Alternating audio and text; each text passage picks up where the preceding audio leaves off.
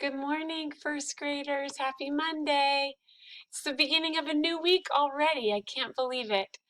We are going to get back to Upstairs Mouse and Downstairs Mole today, and we will be reading chapter 3.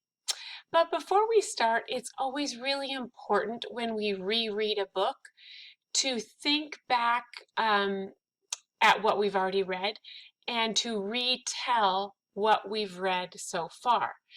And so right now I want you to think in your head about the first two chapters of Upstairs Mouse, Downstairs Mole, and think about who these characters are. Who are Mouse and Mole? What do they do? And what do they like and not like? So I'd like you to stop the video and talk to your mom and dad about what do we know about Mouse and Mole so far in this book. All right, kiddos. So I was thinking about it, and I made a list of the things that I know right now after reading the first two chapters of Mouse and Mole. And some of the things that I was thinking about is that we know that they're neighbors, and Mouse lives upstairs, and Mole lives downstairs, and they're good friends. They help each other, but they like different things. And we learned in the last chapter that when Mole invited Mouse to come down to his hole, that Mouse did not like it down there because Mole liked it cold and damp and dark. And Mouse couldn't see in the dark. And she also didn't like Mole's choice of food. She didn't like his worms. And so it kind of made her a little bit sick. So then she left. Well, then we found out she invited Mole up to her house, and Mole didn't like it in her house. It was way too bright for him. He couldn't see, and he didn't like her choice of cheese. So we do know, don't we, that there are, even though they're friends, there are things that they don't like. They don't like some of the same things. Let's go ahead and start. We are going to read chapter 3, Kind, Good Neighbors. Here we go. Mole woke up the next morning feeling refreshed. He looked around his tidy hole. How nicely dark and damp it was. Nothing like Mouse's house, which was warm and bright. Suddenly, Mole pictured Mouse shivering. He remembered Mouse sneezing, Mouse bumping into the table, and Mouse smacking into the door. Why, Mouse had not even touched the worms on her plate.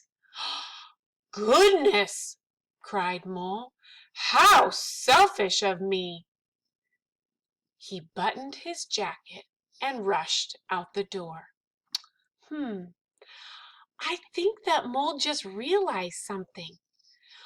Mole is feeling so happy in his dark, damp home underground, but then he remembered how Mouse's house was so much warmer and brighter. And I think that Mole just realized why Mouse was shivering and bumping into things. I think Mole is feeling a little bit guilty for not making his home more comfortable for Mouse. Do you agree with that? Let's keep reading. Mouse washed the dishes in the sink. Rays of sunshine streamed into the kitchen. How bright and cheery things looked, not at all like Mole's dark hole. Suddenly, Mouse pictured Mole covering his eyes. She remembered Mole walking into the wall, Mole falling off his chair, and Mole bumping into the door. Why, Mole had not even nibbled the cheese on his plate. Mercy me, squeaked Mouse. What a thoughtless neighbor I've been! She zipped her coat and raced out the door. It's time for us to stop and think. I want you to make a prediction. What do you think will happen next? Stop the video and make a prediction. Tell your mom and dad. Okay, let's keep reading and see if your predictions are true. Mouse tied a bow on her box and hurried downstairs. Mole finished wrapping his package. He went upstairs to call on Mouse. They bumped into each other outside. Bump! Why, hello, said Mouse to Mole. Hello, said Mole to Mouse. This is for you, said Mole. I hope you don't think me a thoughtless neighbor. Mouse opened the present. There were 2 candles inside the box. Bring them when you visit, said Mole, and my hole will be less dark and damp. Thank you very much, said Mouse. You are a kind neighbor, Mole. All of a sudden I noticed this word right here, kind, and it looks different to my eyes.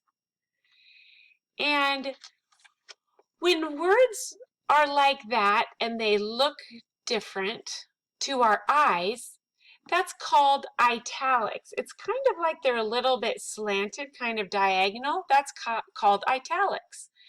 And that is telling the reader that we need to read that a little bit different, and it needs to stand out to our ears.